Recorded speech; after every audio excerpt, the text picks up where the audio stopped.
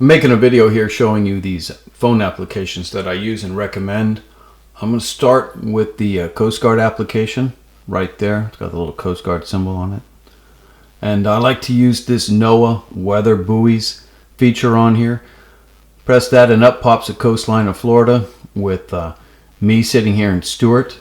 And up the coast here off of Fort Pierce, this blue buoy, you tap on that to interrogate the data. It's showing you that the wave height offshore at Fort Pierce is 2.3 feet.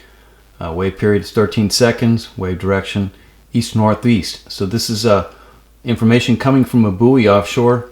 Nice, useful information. You can probably imagine that the conditions that they're having at Fort Pierce closely mirror what we have here in Stuart. I like this application for that reason alone.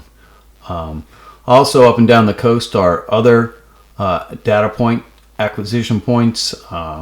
This is a Lake Worth inlet pier, I should say, the Lake Worth pier. A different set of data: air temperature, water temperature, wind speed, wind gusts, wind direction, and barometric pressure. Of course, no wave height there because this is a station fixed to the Lake Worth pier. Anyway, a very good application to have for that purpose alone. Okay, I'm going to close this one. I'm going to go to the next application I like to use. Tides Near Me. I like this one as well. Also a free application. These are some tide stations in the area. You can go down here and by country, all the ones in the United States. You can tap United States and Florida, Stuart, Fort Pierce, Fort Lauderdale, anywhere you're interested in. This being Stuart. These are the tide stations I'm interested in. Seminole Shores, I'll show you that one.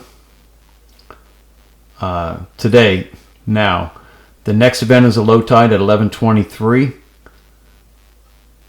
Oh, I'm sorry. Last event was 11:23 low tide. Next event is a high tide at 17:26, 5:26 civilian time. Sunset will be at 5:29. Moonrise tomorrow morning at 05:15.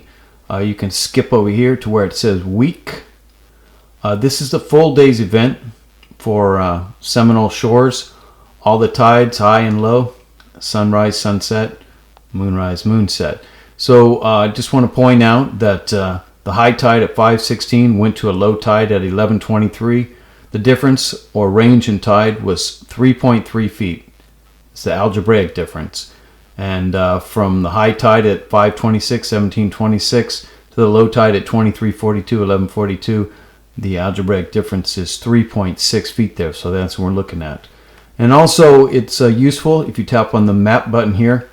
It gives you all these points here that you can interrogate. I'm just going to tell you, this is Seminole Shores, this is the Great Pocket, this is Manatee Pocket, and this is Sewell's Point.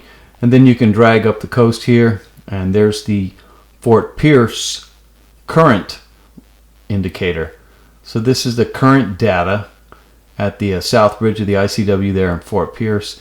You can tap on that and interrogate the conditions for current. Last current event was slack water at 14:36, and it looks like we're going to have a flood at 17:42. So really good data here. All right, so I'm going to get out of this one, and I'm going to click over to the next app that I like to use, which a lot of people have this already on their phone.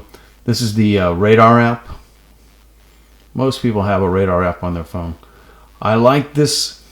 It's showing this sloppy weather down here south of Miami, going out over the Straits of Florida. We had a front come through earlier.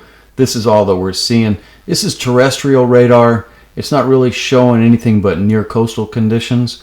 But I will say this. There's my position right there in Stuart. This is a good one because in the summertime, here in the prevailing westerlies, our weather kicks up over the Gulf of Mexico, marches this way across the state from the Tampa side over to us. And that weather, as it crosses the state, you know, warm air rising above the land condenses into thunderheads, cumulonimbus clouds. By the time they get over to our side, we're looking at afternoon thunderstorms. This application, if well used well in advance, will advise you that bad weather's on the way. and it's time to get out of the way. Okay, so those are 3 phone apps that I like. I thought it would be easier to show them on this quick video rather than just to show you on my phone there in the classroom. So hope you got something out of that.